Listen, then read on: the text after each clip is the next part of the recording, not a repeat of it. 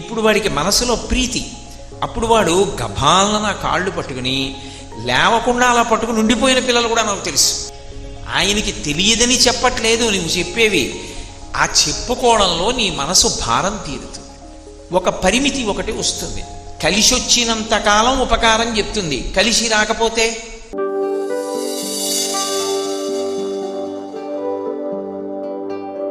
తాతగారు వచ్చారు, కోటి తాతగారు వచ్చారు అంటుంటావే, ఆ కోటి తాతగారు రా చేసిపెట్టు అంటుంది.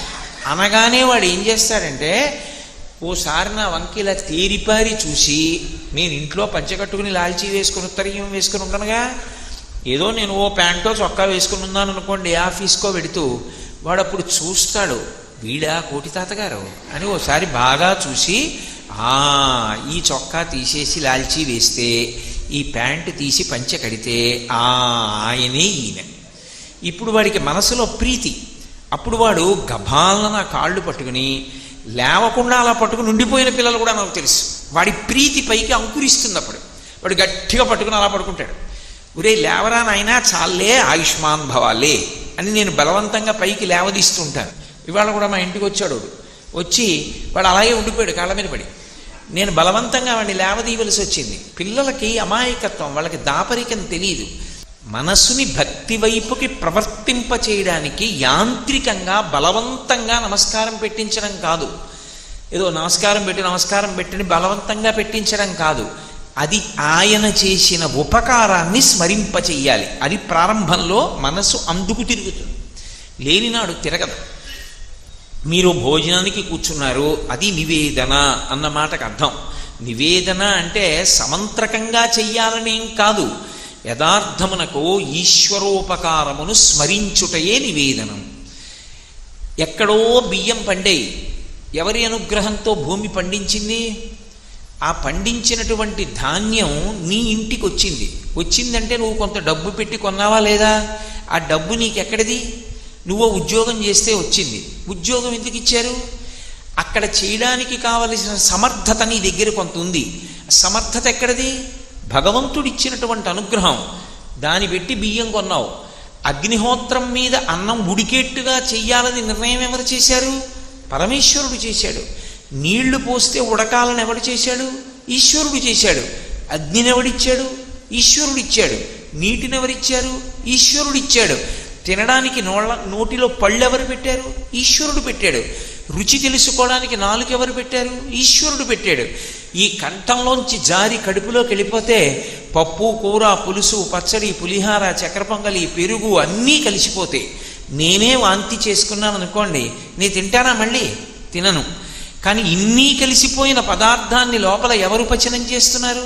పరమేశ్వరుడు పచనం చేస్తున్నాడు, శక్తిగా మారుస్తున్నాడు.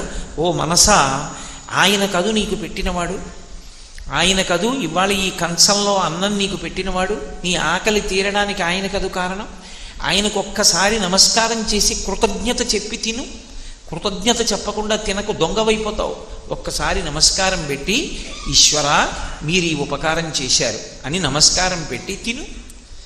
ఇప్పుడు మనసు ప్రీతితో స్మరించడం మొదలు పెడుతుంది ఉపకారముల చేత. ఇదే భగవద్గీతలో స్వామి అంటాడు, యత్ కరోషి యదశ్నాసి యజ్జుహోసి దదాసి యత్ కురుష్యతి కౌంటేయ కౌంతేయ తత్కురుష్వ మదర్పణం.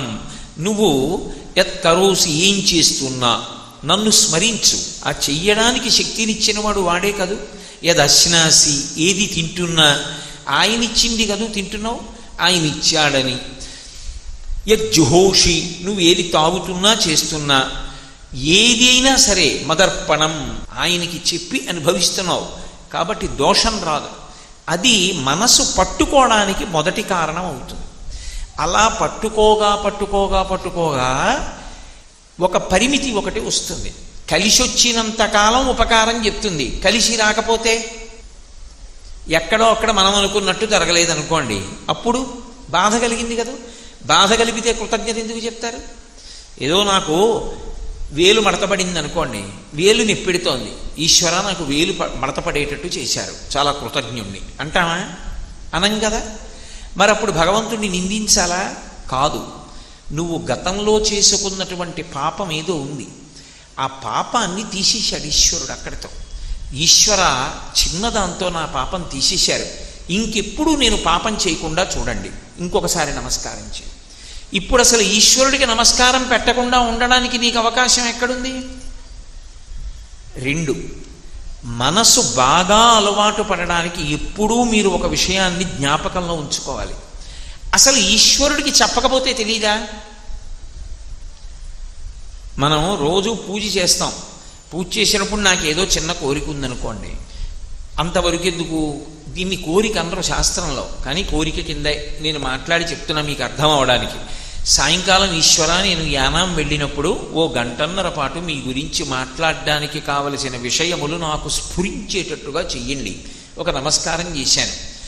ఇప్పుడు నేను చెప్పకపోతే ఆయనకి తెలీదా? వీడు యానం పెడతాడు, వీడు ఇవాళ ఉపన్యాసం చెప్పాలి, ఉపన్యాసం చెప్పాలంటే నేనే వాడికి జ్ఞాపక శక్తిని ఇవ్వాలి అని ఆయనకి తెలీదా? మరి ఎందుకు అసలు భగవంతుడిని అడగడం? ఆయన్ని అడిగితే ఒకటో దోషం ఏమొస్తుంది? ఆయనకి తెలియదని మనం చెప్తేనే తెలుసుకుంటాడని కాదు. అప్పుడు ఆయన సర్వజ్ఞుడు ఎలా అయ్యాడు?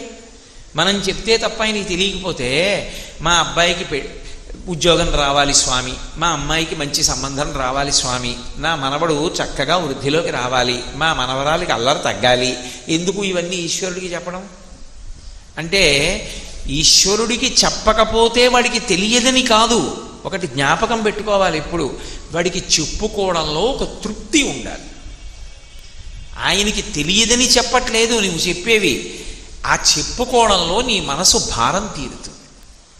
అంతేకాని నువ్వు చెప్పకపోతే ఆయనకి తెలియదు కాబట్టి నీకు ఉపకారం చేయడని అనుకోకూడదు. అసలు మనం భగవంతుడి దగ్గరికి వెళ్ళి నోరు విప్పి చెప్పవలసిన అవసరం ఉండదు, ఆయనకి అన్నీ తెలుసు. మనం ఎందుకు వెళ్ళామో తెలియని అమాయకుడు కాడాయన, ఇలా అంటే చాలు ఆయనకి తెలుసు. భగవంతుణ్ణి ఎక్కడైనా సరే స్తుతి చేస్తాం, నింద ఉండదుగా ఈశ్వరుడి విషయంలో. స్తుతి చేస్తాం.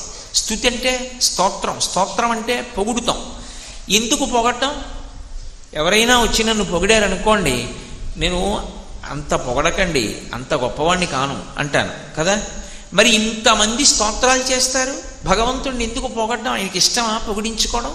ఒకవేళ పొగిడించుకోవడం ఇష్టం అనుకోండి, అది తప్పు కదా, అలా పొగిడించుకోకూడదు కదా. మరి ఎందుకు ఈశ్వరుడిని స్తోత్రం చేస్తాం?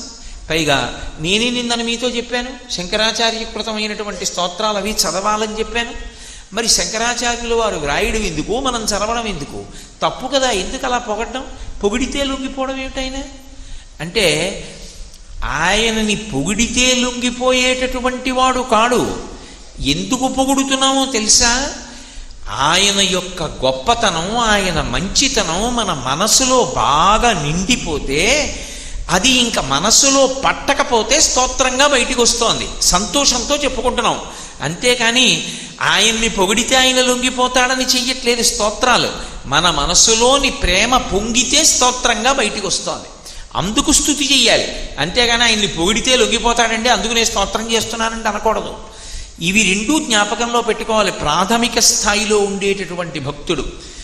అలా ప్రయత్నం చేసి చేసి చేసి చేసి చేసి ఈశ్వరుణ్ణి పట్టుకోవడానికి ప్రయత్నం చేస్తూనే వెళ్ళాడనుకోండి, ఒక స్థాయిలోకి వెళ్ళిన తరువాత ఏమైపోతుందంటే ఈశ్వరుడి యొక్క అనుగ్రహం కలుగుతుంది పరిపూర్ణంగా. అది ఈ జన్మలోనే